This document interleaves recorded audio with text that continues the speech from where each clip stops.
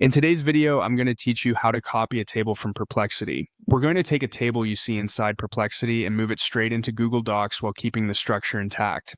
This is a quick, reliable method that doesn't require any special tools. By the end, you'll know exactly how to grab the table cleanly and paste it where you need it without losing rows, columns, or header styling. Start in Perplexity and open the chat that contains the table you want. If you generated a response earlier with a grid of rows and columns, scroll until the entire table is visible on your screen. Having the full table in view makes your selection precise and helps you avoid extra content like citations, footnotes, or surrounding text.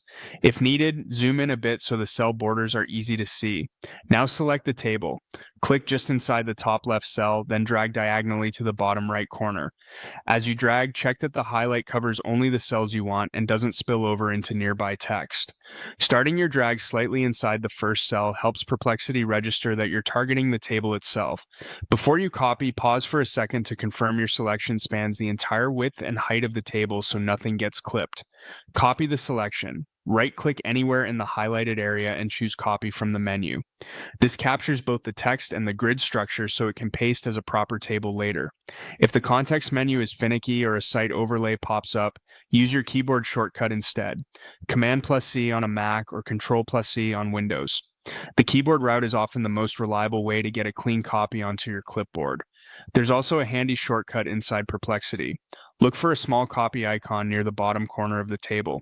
Clicking that button copies the whole table in one go, even if you haven't manually highlighted it. It's perfect when you want to avoid dragging a selection. With the table copied, switch to Google Docs. Open the document where you want it to appear and place your cursor exactly where it should go. Paste using Command+V on a Mac or Control+V on Windows, or right-click and choose Paste. Google Docs should preserve the rows, columns, and any header styling so it appears as a native table you can edit immediately.